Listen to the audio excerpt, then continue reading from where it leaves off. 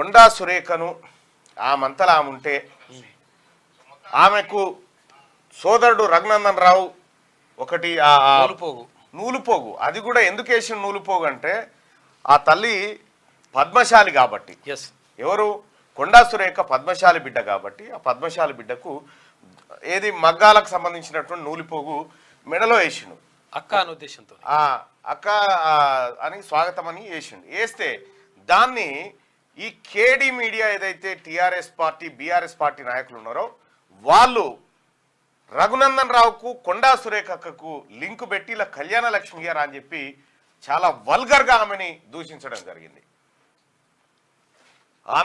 ఆమె పని ఆమె మెదక్ జిల్లా ఇన్ఛార్జ్ రాష్ట్ర మంత్రి ఆమెను ఇబ్బంది పెడుతూ అసభ్యకరమైన పోస్టులతో సోషల్ మీడియాలో బీఆర్ఎస్ పార్టీ మూకలు ఈ చిల్లర పనులు చేసినాయి కేటీ రామారావు సారథ్యంలోనే. దానికి హరీష్ రావు కూడా సారీ చెప్పిండు అట్లా చేయాల్సింది కాదని. అది అట్లా ఉంటే కొండా సురేఖక్క ఆమె గాంధీ భవన్లో ప్రెస్ మీట్ పెట్టి కన్నీటి పర్యాంతమైంది. కేటీ రామారావు ఏమన్నాడు అవి దొంగ ఏడుపులు అని చెప్పిండు. ఒక ఆడబిడ్డ తనకు జరిగిన అవమానాన్ని బాధ రూపంలో వెలగక్కుంటే ఆమె దొంగ ఏడుపులని ఆమెను మళ్ళీ అవమానించిండు. మళ్ళీ అవమానిస్తే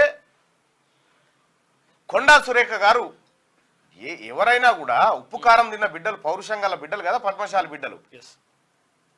నీ సంగతి ఏంది నీ కథ ఏంది నువ్వు చేసిన చరిత్ర తెలవదా అని చెప్పి ఫోన్ ట్యాపింగ్ వ్యవహారంలో జరిగినటువంటి కొన్ని అంశాలను ఆమె బయటపెట్టింది.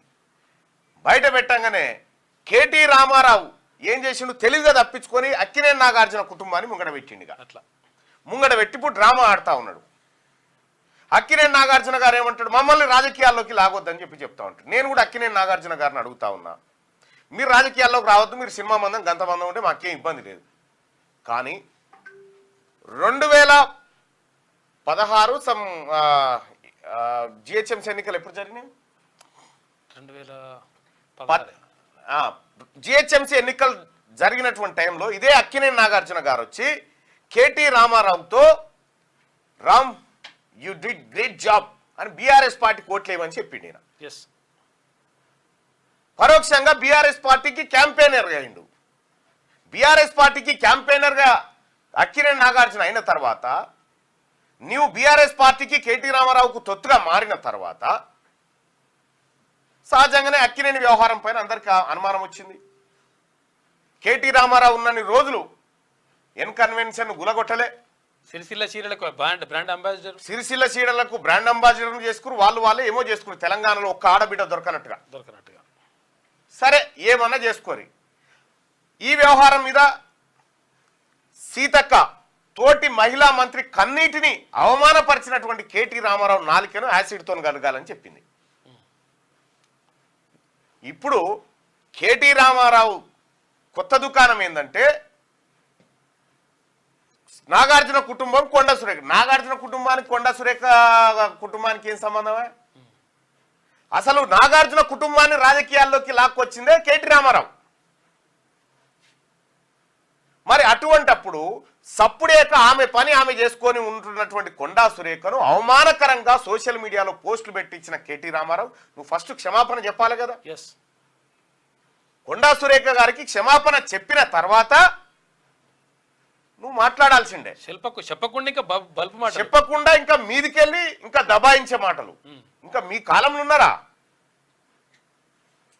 కాబట్టి కేటీ రామారావు బేషరతుగా కొండా సురేఖ కాళ్ళు పట్టుకొని క్షమాపణ చెప్పాలి.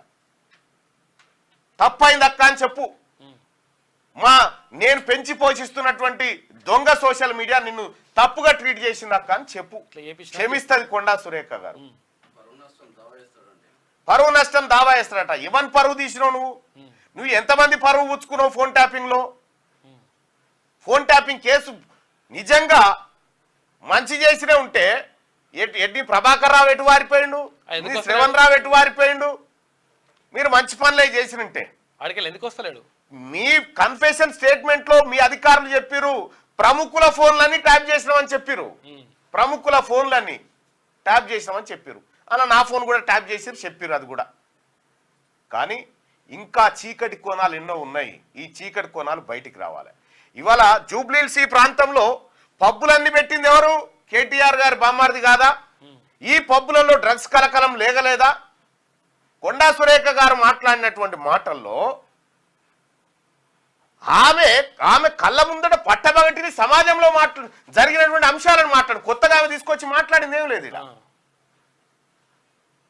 ఇదే అక్కినేని నాగార్జున గారు కేటీ రామారావుకు ఈ ఇన్సల్ట్ జరిగితే నువ్వు వచ్చేటోనువా? కేటీ రామారావే మీ కుటుంబాన్ని ఇన్సల్ట్ జరిగితే నువ్వు మాట్లాడేటోనువా? ఇయ్యాల అక్కినేని నాగార్జున గారు సినిమాలు చేసుకుంటే మాకేం ఇబ్బంది లేదు, కానీ ఒక బీసీ బిడ్డ మంత్రి కొండా సురేఖను ఏ మహిళకు కూడా అవమానం జరగవద్దు. మేము చెప్తున్నాం, ఏ మహిళకు కూడా అవమానం జరగకూడదు. పొరపాట్లు ఏమైనా జరిగితే చింతించుకోవాలి. కానీ కొండా సురేఖ గారిని రెచ్చగొట్టిందే కేటీ రామారావు. ఒక్కసారి పోల్ పెట్టుకొని మాట్లాడదాం, ప్రజల ఒపీనియన్ కూడా తీసుకుందాం.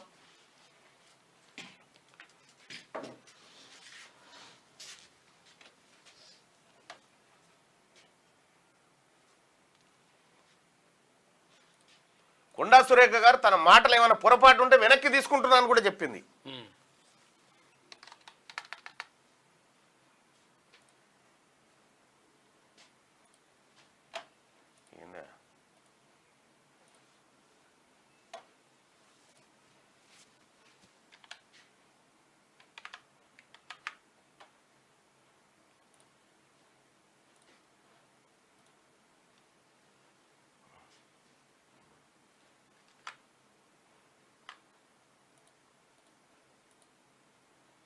లాంగ్వేజ్ బాగా మార్చేసిరా.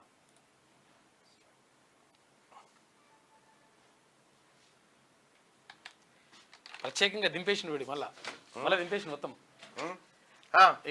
మొత్తం ఇక ఉల్టా బ్యాచ్ దించేసిండు.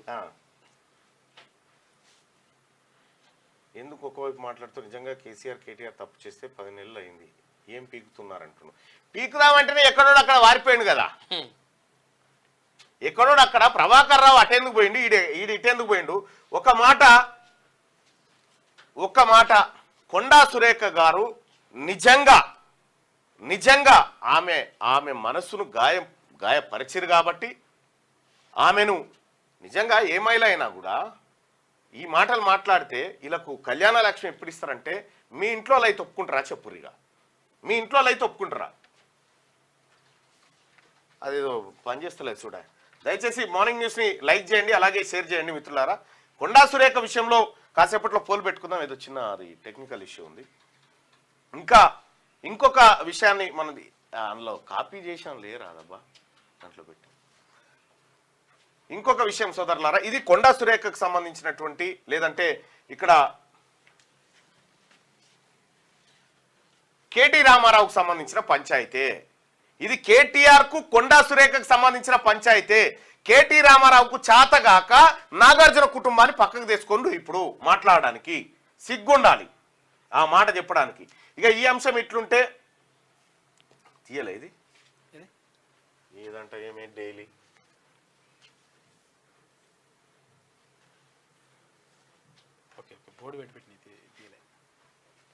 రైట్. ఇక మహబూబ్ నగర్ జిల్లాకు సంబంధించినటువంటి బీసీల వ్యవహారం, మహబూబ్ నగర్ అసెంబ్లీ కాన్స్టిట్యున్సీలో ఏం జరిగింది, ఎవరెవరు ఎమ్మెల్యేగా ఉన్నారు, అక్కడ ఎవరి జనాభా ఏంటి అనేది ఒకసారి చూద్దాం క్లుప్తంగా. History and